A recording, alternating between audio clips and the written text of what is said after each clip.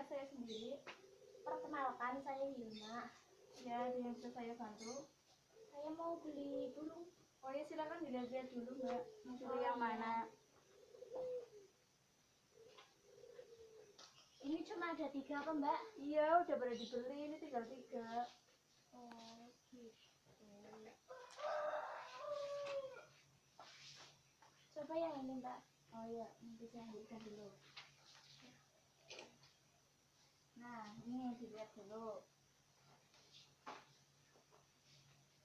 Bagus ya Mbak ya? Iya, bagus ini baru. Berapa harganya Mbak? 150.000. Mahal benar. Enggak lah Mbak, ini udah murah loh. Enggak Mbak, kalau di pasaran biasa itu harganya biasanya 100.000, 70 sampai 100. Ini kemahalan apaan?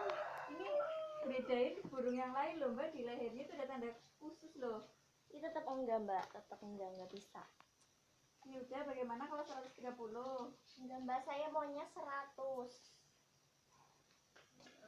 Ya udah, sama Mbak tak kasih ini 100.000. Oh, beneran ini Mbak? Iya. Ya udah Mbak, ini uangnya 100 ya Mbak. Iya, makasih Mbak. Burungnya boleh langsung dibawa pulang Mbak. Iya Mbak, makasih ya. Iya, sama-sama. Kerja sama dengan. Iya, selamat siang. Iya.